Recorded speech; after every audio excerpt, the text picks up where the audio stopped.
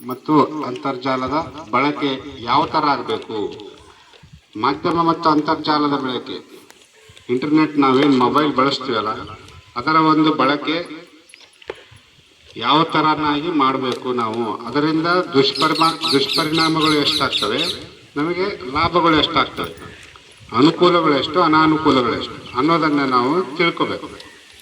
ಹೌದಾ? ಅದರಿಂದ ಅನುಕೂಲಗಳು ಸಾಕಷ್ಟು ಅದಾವೆ. ಅವುಗಳನ್ನು ಅತಿ ಮಿತಿ ಮೀರಿ ಬಳಸಿದಾಗ ಅನಾನುಕೂಲ ಆಗಲಿಕ್ಕೆ ಸಾಧ್ಯ ಆಗ್ತದೆ. ಅವುಗಳನ್ನು ಬೇರೆ ಡೈವರ್ಟ್ ಮಾಡಿ ಬೇರೆ ಚಟುವಟಿಕೆಗಳಿಗೆ ಬಳಸಿದಾಗ ಏನಾಗ್ತದೆ, ಅದರ ಒಂದು ಬಾಧಕಗಳು ಆಗಲಿಕ್ಕೆ ಸಾಧ್ಯ ಅದ. ಆ ಮೊಬೈಲ್ ಬಳಕೆ, ಇಂಟರ್ನೆಟ್ ಬಳಕೆ ಮತ್ತು ಮಾಧ್ಯಮ ಬಳಕೆ ಏನದಲ್ಲ, ಅವುಗಳ ಸಾಧಕ ಬಾಧಕಗಳನ್ನು ನಾವು ತಿಳ್ಕೊಳ್ಳಿಕ್ಕೇನೆ ಈ ಒಂದು ಸಂಭ್ರಮ ಶನಿವಾರ. ಹಾಗಾಗಿ ನೀವೆಲ್ಲ ಪ್ರತಿ ದಿವಸನೂ ನೋಡ್ತಾ ಇರ್ತೀರಿ ವಿಡಿಯೋ. ಮೊಬೈಲ್ ಅಂತೂ ಯಾವಾಗಲೂ ಇವಾಗ ಎಲ್ಲರ ಕೈಯಲ್ಲಿನೂ, ಅವ್ನು ಕುರಿ ಕಾಯಕ್ಕೆ ಹೋಗಿರ್ತಾನೆ, ಅವನು ವಿಡಿಯೋ ಮಾಡ್ತಾನ, ಸಾಂಗ್ ಆಡ್ತಾನ, ಅದರಲ್ಲಿ ಸೆಲ್ಫಿ ತೆಗಿತಾನ, ಅವೆಲ್ಲ ರೀಲ್ಸ್ ಮಾಡ್ತಾನ. ಅವನಿಗೇನು ಗೊತ್ತಿರಲ್ಲ, ಶಾಲೆಗೆ ಬಂದಿರಲ್ಲ ಅವನು, ಆದ್ರೂ ಅವನು ಅತ್ಯದ್ಭುತವಾಗಿರ್ತಂತ ರೀಲ್ಸ್ ಮಾಡ್ತಾನ. ದೇವದುರ್ಗದಲ್ಲಿ ಒಬ್ಬ ಇದ್ದ, ಅವ್ನಿಗೆ ಏನು ಬರಲ್ಲ, ಬರಕ್ ಬರಲ್ಲ, ಅವ್ನು ಎಷ್ಟು ನೈಸ್ ರೀಲ್ಸ್ ಮಾಡ್ತಿದ್ದ. ಒಬ್ರು ಆಕ್ಟರ್ ಮಾಡಕತ್ತಾರನಪ್ಪ, ಒಬ್ಬ ಆಕ್ಟರ್ ರೀಲ್ಸ್ ಮಾಡ್ತಾನಪ್ಪ ಅನ್ನೋ ಥರ ಅಷ್ಟು ಅದ್ಭುತವಾಗಿರ್ತ ಕುರಿಕಾಯ ಅವನು ಅಂತ ಒಂದು ರೀಲ್ಸ್ ಮಾಡ್ತಿದ್ದ ಅವನು. ಅವೆಲ್ಲ ರೀಲ್ಸ್ನ ಲೈಕ್ ಮಾಡ್ತಿದ್ರು. ಅದನ್ನೇ ಮನೋರಂಜನೆಯನ್ನ ನೀಡ್ತಾನ. ಆ ಮನೋರಂಜನೆ ಮಿತಿ ಮೀರ್ತಿ ಅಂದ್ರೆ ಒಮ್ಮೊಮ್ಮೆ ಏನಾಗ್ತದಂದ್ರ ದುಷ್ಪರಿಣಾಮ ಆಗ್ಲಿಕ್ಕೆ ಸ್ಟಾರ್ಟ್ ಆಗ್ತದೆ. ಅವನು ಮತ್ತೆ ಅದನ್ನ ದುರ್ಬಳಕೆ ಮಾಡ್ಕೊಳಕತ್ತ ಬೇರೆ ಚಟುವಟಿಕೆಗಳು, ಬೇರೆ ರೀಲ್ಸ್ನ ಅಸಹ್ಯವಾಗಿರ್ತಕ್ಕಂಥ ಅಶ್ಲೀಲ ರೀಲ್ಸ್ನ ಅದ್ರಾಗ ಹಾಕತ್ತಂದ್ರೆ ಅವಾಗ ಏನಾಗ್ತದೆ, ಮತ್ತೆ ಕಂಪ್ಲೇಂಟ್ ಆಗ್ತದೆ. ಅದೆಲ್ಲ ಸಮಸ್ಯೆಗಳು ಮತ್ತೆ ಕ್ರಿಯೇಟ್ ಆಗ್ತವೆ. ಜಸ್ಟ್ ಒಂದು ರಾಂಗ್ ಮೆಸೇಜ್ ಹಾಕಿದ್ರು ಸಹ ನಾವು ಅದಕ್ಕೆ ನಾವೇ ಜವಾಬ್ದಾರ. ಮೊಬೈಲ್ಗಳನ್ನು ಹ್ಯಾಕ್ ಮಾಡ್ತಾರೆ, ಅವೆಲ್ಲವನ್ನು ನೀವು ಮುಂದಿನ ದಿನಗಳಲ್ಲಿ ತಿಳ್ಕೊತೀರಿ. ನೀವು ಇನ್ನೂ ಅದರಲ್ಲಿ ಇನ್ನೂ ಇಳಿದಿಲ್ಲ ಪೂರ್ತಿ, ಸುಮ್ಮನೆ ನೋಡ್ತೀರಿ, ಗೇಮು ಅವು ಇವು ನೋಡ್ತೀರಿ ಅಷ್ಟೇ. ಆದರೆ ಆ ಒಂದು ಅತಿರೇಕದ ಬಳಕೆಯಿಂದ, ಇಂಟರ್ನೆಟ್ ಬಳಕೆಯಿಂದ ಏನಾಗ್ತಾ ಇದೆ, ಹ್ಯಾಕ್ ಆಗ್ತಾ ಇದೆ, ಬ್ಲ್ಯಾಕ್ ಮೇಲ್ ಆಗ್ತಾ ಇದೆ, ಜನರನ್ನ ಬ್ಲ್ಯಾಕ್ ಮೇಲ್ ಮಾಡ್ತಾರ. ಏನೇನೋ ವಿಡಿಯೋಸ್ನ ಹ್ಯಾಕ್ ಮಾಡಿ, ನಮ್ಮ ಅಕೌಂಟ್ನ ಹ್ಯಾಕ್ ಮಾಡಿ ವಿಡಿಯೋಸ್ ಮಾಡಿ ಬ್ಲ್ಯಾಕ್ ಮೇಲ್ ಮಾಡಿ ದುಡ್ಡನ್ನು ಮಾಡ್ಕೊಳ್ಳುವಂತಹ ಜಾಲಗಳನ್ನ ಸಾಕಷ್ಟು ನೋಡ್ತಾ ಇದ್ವಿ. ಕ್ರೈಮ್ ಬ್ರಾಂಚಲ್ಲಿ ಸಾಕಷ್ಟು ಕಂಪ್ಲೇಂಟ್ಗಳನ್ನ ನೋಡ್ತಾ ಇದ್ವಿ.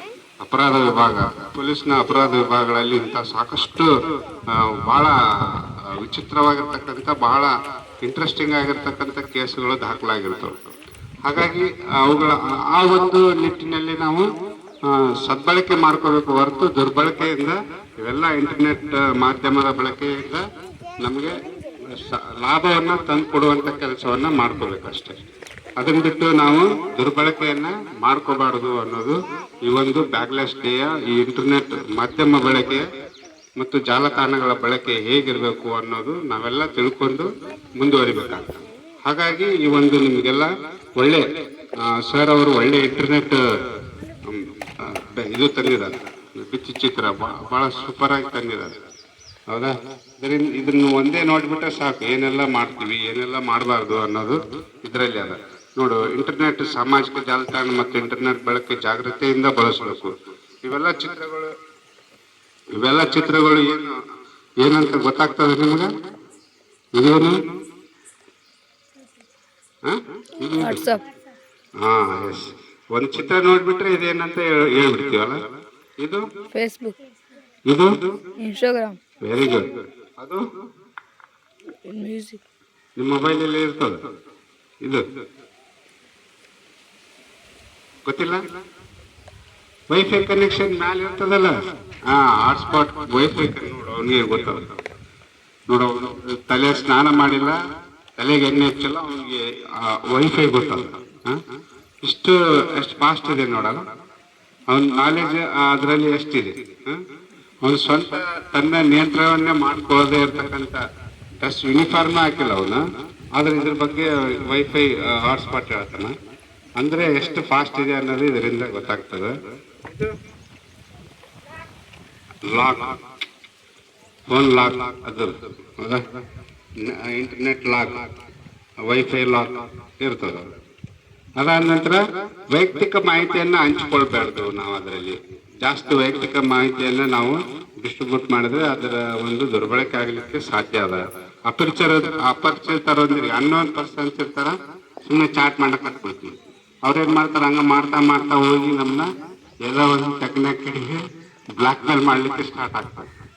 ಹೌದಾ? ಫೇಸ್ಬುಕ್ ಅಲ್ಲಿ ಗೊತ್ತಾಗೋದೇ ಇಲ್ಲ. ಆ ತರ ಘಟನೆಗಳನ್ನ ನಾವು ನೋಡ್ತಾ ಇದ್ದೀವಿ. ಅವಧಿಗಿಂತ ಹೆಚ್ಚು ಸಮಯ ಇಂಟರ್ನೆಟ್ ಬಳಸಬಾರ್ದು. ಅದರಿಂದ ನಮ್ಮ ಆರೋಗ್ಯಕ್ಕೆ ಹಾನಿ ಆಗ್ತದೆ. ಅತಿ ಮೀರಿ ಅದರಲ್ಲೇ ಇರೋದ್ರಿಂದ ನಮ್ಮ ಮೆದುಳಿಗೆ ಅದ್ರ